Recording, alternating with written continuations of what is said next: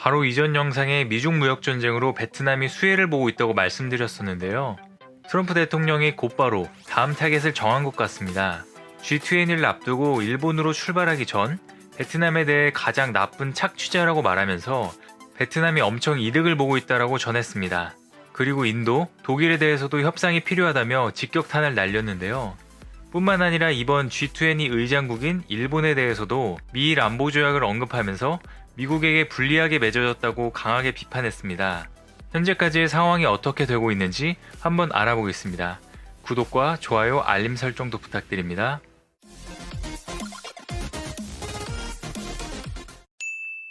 안녕하세요. 세상 모든 잡다한 지식을 알려드리는 잡시광입니다. 이번 G20 정상회의에서 의장국인 일본이 설정한 의제는 세계 경제와 무역, 환경, 여성, 보건 등 8개 분야입니다.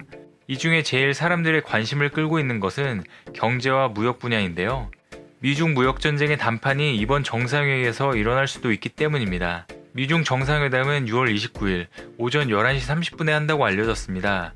트럼프 대통령은 일본으로 출발하기 전 인터뷰에서 합의하지 못한다면 관세를 부과하는 것밖에는 없다라고 말했습니다.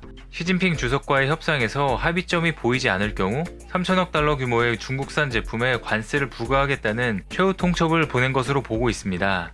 여러 외신들에 따르면 미국과 중국이 휴전을 할 것이라고 보도한 내용들도 많은데요. 하지만 이전과 같이 당일날 반전이 있을 수도 있다며 끝까지 긴장의 끈을 놓지 말아야 한다는 내용들도 있습니다. 그리고 트럼프 대통령의 칼끝은 중국 이외의 다른 국가들에게도 겨누고 있는데요. 중국의 세력 확장을 견제하기 위한 파트너였던 인도 총리와는 관세 문제를 협의하기로 했습니다. 그리고 나토 회원국의 방위비 분담금 문제도 거론하면서 독일에게 압박을 가하기도 했는데요. 그리고 트럼프 대통령은 폭스 비즈니스 인터뷰에서 중국에서 많은 기업들이 베트남으로 이전한다는 질문에 베트남은 중국보다 훨씬 더 미국을 이용하고 있다. 모든 국가들 중 최악의 착취자라고 맹비난했습니다. 베트남은 지난해 미국과의 무역에서 395억 달러, 한화로 약 45조 원에 달하는 흑자를 냈는데요.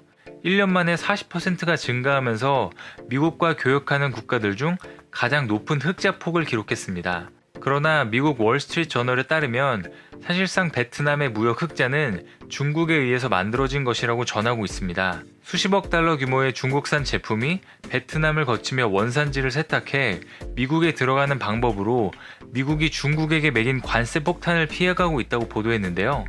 작년 베트남의 수입 수출 내역을 보면 중국으로부터는 수입이 엄청나게 늘고 미국으로는 수출이 급상승한 것으로 나타났습니다. 그 중에 특히 IT 관련 제품은 중국에서 80% 수입이 증가했고 미국으로는 70% 정도 수출이 증가했습니다. 사실상 트럼프 대통령이 베트남을 지목한 것도 결국 중국에 대한 압박일 것이라는 시각도 있습니다. 그 다음으로 G20 의장국인 일본에게도 화살이 돌아갔습니다. 트럼프 대통령은 미일 안보조약이 미국에 불리하게 맺어졌다고 비판했는데요. 일본이 공격을 받으면 미국은 함께 싸워야 한다고 밝히면서 그러나 미국이 공격을 받으면 일본은 소니 텔레비전으로 지켜보면 된다고 전했습니다. 미일 안보조약은 1960년 1월 체결된 것인데요. 일본이 침공을 당하면 미국은 군사적으로 자동 개입해야 한다고 규정하고 있습니다. 하지만 그 반대로 미국이 공격을 당할 때는 일본 자위대가 미국을 지원하도록 하는 의무는 없는 것으로 규정되어 있습니다. 블룸버그 통신은 여러 소식통을 인용해 트럼프 대통령이 최근 측근들과의 대화에서 미일 안보조약 폐기를 언급했다고 보도했습니다. 이에 대해 스가 요시히데 일본 관방장관은 27일 브리핑에서 전반적으로 미국과 일본 양측의 균형이 잡혀있다라며 재검토가 필요 없다라는 듯한 입장을 보여줬는데요. 뿐만 아니라 아베 총리도 27일 시진핑 주석과 정상회담을 하면서 중국과의 관계가 정상 궤도로 올라왔다면서 영원한 이웃 국가로 정의하는 등 관계 개선에 공을 들이고 있습니다. 그리고 아베 총리는 시진핑 주석에게 내년 벚꽃 필 때 국빈으로 모시겠다라고 말했고 시진핑 주석은 정말 좋은 아이디어라면서 화답하기도 했다고 합니다. 지난달까지만 해도 트럼프 대통령 옆에 붙어서 친밀함을 과시했던 것과는 반대로 시진핑 주석에게 이러한 모습을 보이면서 미국과 중국 사이에서 양다리 외교를 보여주고 있습니다. 일본의 이런 외교 행태는 매일매일 입장이 달라지는 것 같은데요. 곧 트럼프 대통령을 만나는 자리에서도 또 다른 모습을 보여줄 것으로 예상이 되고 있습니다. 일본은 G20 공동선언문에 보호무역에 반대한다라는 문구를 빼고 자유무역 촉진이라는 문구를 넣으면서 미국이 싫어할 것 같은 문구를 제외하면서 미국의 눈치를 보고 있습니다. 아베 총리는 지난 회담 때 미일 무역협상 타결 시점을 7월에 있는 참의원 선거 이후로 유예받은 상황입니다. 트럼프 대통령이 참의원 선거를 앞둔 아베 총리의 정치적 상황을 잘 알고 일단 봐준 것인데요. 이번 미일 정상회담에서 트럼프 대통령이 무역 문제와 방위비 분담 문제를 공개적으로 압박할 경우 아베 총리는 선거에 큰 리스크로 작용할 수 있게 됩니다.